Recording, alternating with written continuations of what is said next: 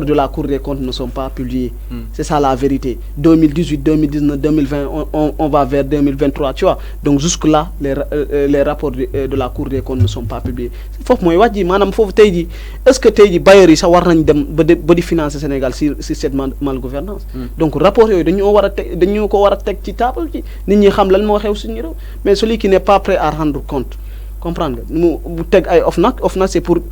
ñañ la fi jàpp mooy Cheikh Oumar Anne tey jii kooku rapport bi mu ko épinglé moom kooku DG la woon xaw ma directeur COUD la woon mu nommé ko ministre. Donc tu vois c'est ce gars-là aussi qui fait la promotion de la malgouvernance en quelque sorte. Donc ces rapports-là voilà ces institutions-là c'était peut-être il était chaud il est fraîchement venu du pouvoir il a installé mais au finish ça n'a pas abouti au fait. Alors, je rappelle que c'est une émission qui a Midi Info avec Marie Khrouchtchev, c'est exactement l'actualité réunie, les grandes questions, voilà comme ça les grandes interrogations alors, Marie dañu daal possible wax na exactement que ni peut-être li nga ko jàppee nii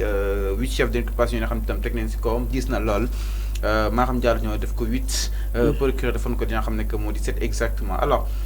suñu doxal tuuti Ousmane Sonko daal ko yóbbu fa nga xam ni itam mooy zaanu ko Sébikotane Malick est-ce que doon na xaar à tout moment que Ousmane Sonko yoon tegu si kawam parce que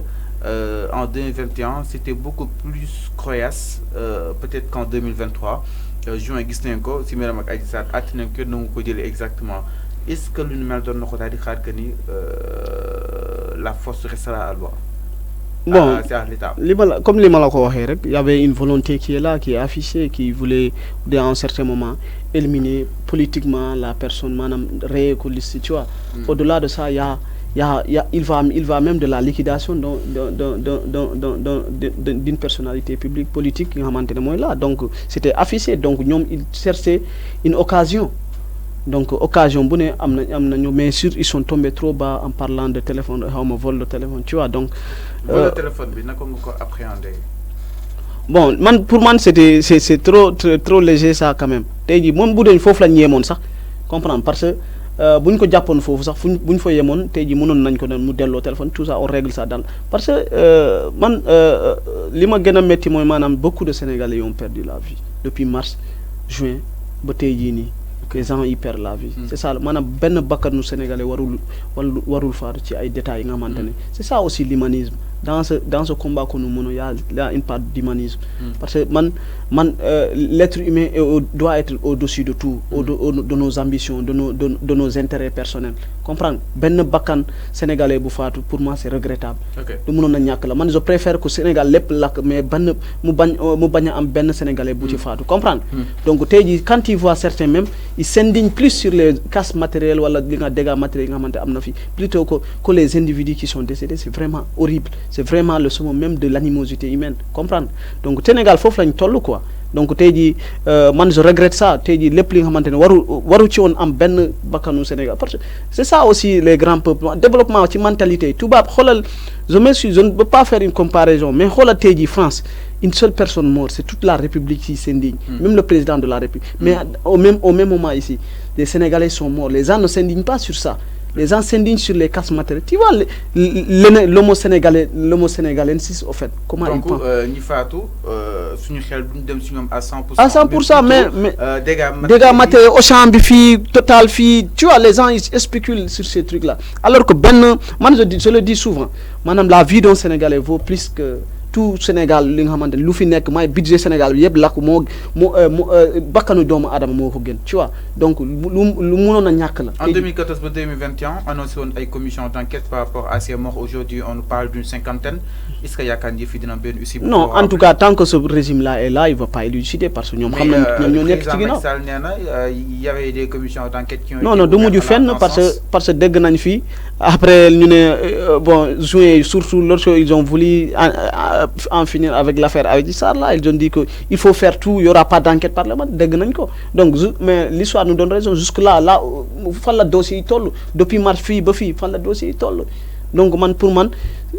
lii dina leer ba après une autre alternative un président qui viendra qui posera parce que man lii nii duñ ko bàyyi nii mu seet parce que il va de plus de 50 vie 50 vies sénégalais donc tey jii mënuñ ko bàyyi noonu te day yomb trop parce que l'histoire se répétera un jour tey jii bëgguñu keneen bu fi ñëwaatee mu defaat les mêmes actes tu vois donc notre Sénégal est quelque chose qui est ancien maanaam la vie d'un Sénégalais vaut plus que tout ça. alors donc da nga nekk di encourager li Juan Branco daal di déposer à la Cour pénale internationale que ni Sénégal ak yelleef doomu aadama dañuy faral di fi daal di xaw a li nga xam ne que moo di bafoué. Wow, bon, il faut pas, man, je veux pas trop spéculer sur Juan Branco parce que d'abord, il y a des avocats émérites qui ont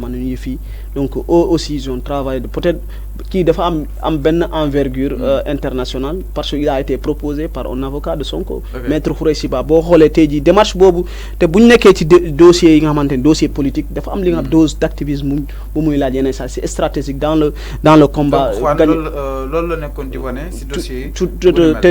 il est coutumier de ces il est habitué de ces trucs là quoi de ces dossiers il a hérité de dossier Wikileaks de Julian Assange moy Mélenchon mo nekkon tu vois donc il est habitué à ça quoi parce que tamit ki nga xamantene dafa nekkon ci ben bourgeoisie il a bon ci nu ma lire histoire am dafa nek il est né d'une famille bourgeoise comprendre mu ñew wol botiku nan day xex système bobu quoi système mom bu aisance bu ñu nekkon di donc il porte le combat des masses donc ci lolu idéal bobu la nek peut-être il est venu pour voir aussi ici nga xamantene non lañuy toroxale wala c'est un droit de l'homme comprendre donc tay ji bu gisee ak yoy lay fi nga man ni koy salfane ci mo warna am taxaway donc nek ben client bu mag ci Ousmane Sonko waaw bon si il a été même proposé par maître Khoureyssi Ba ci luma dégg maître Khoureyssi Ba moko proposé Ousmane Sonko parce que tamit il faut aller internationaliser bon dans ce combat là ils ont peut-être le gagné donc avec ses plaintes avec parades yu mu fi def tout ça il est venu ici au Sénégal avec ses parades donc il a réussi en quelque sorte d'internationaliser ce dossier là mais bon da ngay xam ne Sénégal du réew donc c'est bon on parle le droit n'est pas respecté bon on s'en fiche du droit en fait donc Sénégal du réew non bon pour ne pas dire ainsi quoi mais le droit ici est tellement qui quoi n'est pas en quelque sorte rendu au nom du peuple. Alors, Malik, nous allons poursuivre un peu peut-être à Kao qui n'a jamais que Moudi Juan. Est-ce que Japon la plus grande erreur bi n'a jamais été autorité de Fnenko, moi le fait que Juan dugg ci réew mi xamuñu exactement fan la daal di aw génnam ba tey xamuñu fan la daal di jaar ba génn si on l'a arrêté dans nos côtes mauritaniennes exactement est-ce que erreur bi ñu def mooy daal di ko yóbbu li nga xam ne moo di Rebeuss ba mu tey mu daal di découvrir loo xam ni itam mi ngi villepender le Sénégal partout à travers le monde exactement est-ce que waruñu ko woon bàyyi peut-être ñu bañ a daanu si piège bu ki nga xam ne moo di Juan Branco. waaw bon nu mu duggee fii ak piège je sais pas piège ou non pas man il faut interroger le niveau de porosité de nos frontières. tey jii xam nga ñun dañoo nekk ci région yi nga xamante ne transfrontalier nous on sait comment ça se fait nous maanaam tey jii Sénégal ni nga fay duggee c'est trop yomb xoolal rek yeneen réew nu ñu fiy duggee nu ñu fiy amee pay tu vois donc da ngay comprendre quoi le niveau de porosité de nos frontières tey jii boo demoon Guinée boo bëggoon dugg Sénégal nga jóge Guinée c'est facile da ngay daar ci àll bi nos frontières sont pas trop kii fii ab non ça va loolu c'est pas un problème nu mu duggee fii loolu c'est facile tey jii boo nekkoon ci yeneen réew nga nekk zone frontalière wala nga nekk ci région yi nga xamante ne dañoo am frontière ak yeneen nous on sait comment ça se passe donc loolu ça nous étions pas nu mu fi duggee tout ça donc tu vois donc mais bu mu fi ñëwee li mu def bon man je n'aime pas trop spéculer parce que man dama jàpp ni on a de meilleurs avocats ici donc tey jii on avait besoin d'une touche internationale et il a apporté point mais il va pas moi je ne vais pas spéculer parce que on a des avocats yi nga xamante tey jii am nañ dayo bi ñoom maître Khoureyssi Ba man loolu laa gëm doomi réew laa gëm et c'est ça la vérité. Alors justement ñu daal di poursuivre ba tey wax aussi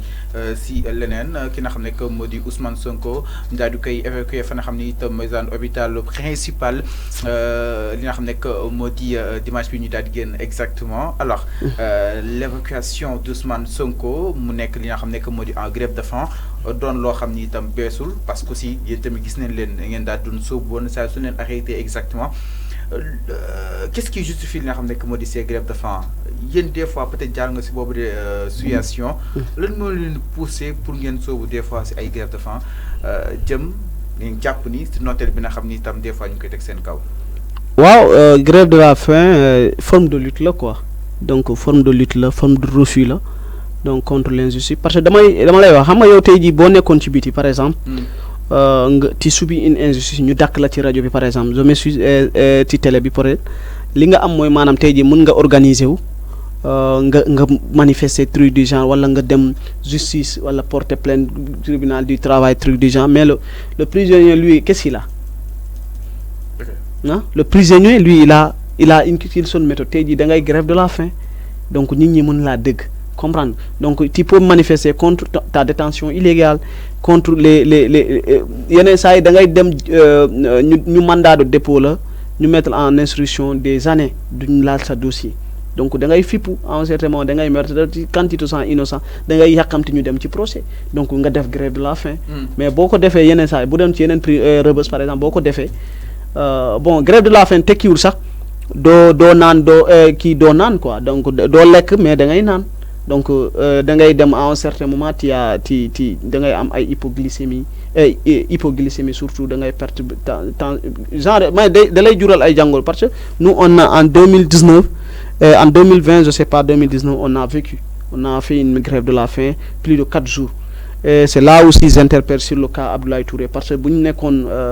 je sais pas au pavillon waaw donc c'était juste justement Malick wax nga que ni des fois ay hypoglycémie da ciy am conséquences yi nga xam ni itam des fois ñu koy gis li nga xam ne que moo di grève de faim yi ba tey alors Sonko daa si soobu comment ça se passe fa nga xam ni itam mooy zone kaso bi est-ce que képp ku grève de faim dina am koo xam ni itam moom moo lay daal di taxawu des fois médecin bi forcé nga daal di lekk des fois aussi wala kon sax ñu def la ay piqûres yoo xam ni itam dina la may li nga xam ne que moo di kattan est-ce que ñu leen di daal di suivre wala kon kaso bi naturellement ñiy grève de faim da leen di ber si benn côté et que suñu lekkul ñu bind ko si liste ni kii lekkul nangam kii añul kii reerul kii ndékkiwul comment ça se passe. non comment ça se passe man parce que boo defee grève de la faim d'habitude dañ lay yóbbu kaso. maanaam prison ci biir dafa am li nga xamante ne mooy kaso quoi mooy maanaam dañ chambre dañ lay isolé quoi d'habitude mais bu dee yenn kii lay bu dee yenn kaay nag on Sonko on va pas isoler parce que bu ñu la yóbbee kaso donc kaso dafa am biir kaso. waaw dafa am benn kaso les conditions sont maanaam dañ lay maltraiter c'est des conditions inhumaines et dégradantes parce que tu dis que tu refuses de s'alimenter donc dañ lay yóbbu foofu ñu punir la ñu yooyu. donc tey jii bon y a certains on va pas jusque là quoi donc dañ leen di bàyyi à un certain moment bu ñu amee yenn s'ils sont faibles wala bu ñu nekkee situation bi nga xamante ne à tout moment il peut tomber kii en mun nañ daanu kii mun nañ am ay problèmes sur leur état de santé dañ leen yóbbu directement pavillon spécial parce que pavillon spécial mooy maanaam infirmerie bi nga xamante ne bi gën a mag bu nekk ci prison xaw ma hôpital boobu la nekk mais c'est une bon kii prison la ci biir bu nekk ci biir hôpital waaw bu ni hôpital kii principal waaw principal donc fa la nekk nii di pavillon spécial bon foofu la nekk donc ci pavillon spécial foofu donc pavillon spécial boobu da nga ko construire spécial pour prisonniers yu fa nekk donc doo génn am na lépp prison la ci biir hôpital bi quoi donc doo génn ñu lay surveiller comme kii mooy Rebeuss nu mu mel surveillance bi tout ça am na lépp li nga xamante administration pénitentiaire ñu ngi foofu donc am na condition fi ngeen tedd li ngeen lekk yëpp foofu lañ koy toggee c'est comme les autres prisons qui sont. donc instant bi mu wax donc mi ngi ci prison. certes mi ngi hôpital principal donc ba tey mi ngi ci kaso. waaw mu ngi ci kaso. pavillon spécial mooy loolu je sais pas si moom bu dee pavillon spécial la nekk directement donc mais foofu puisque dafa jege na ak hôpital bi soins yi du métti boo nekkee ci yeneen situation critique yi mun nañ la yóbbu directement hôpital ñu faju. alors ba tey justement c'est important tu l'as vécu tu as eu l'expérience peut-être nga daal si mën a wax nga ne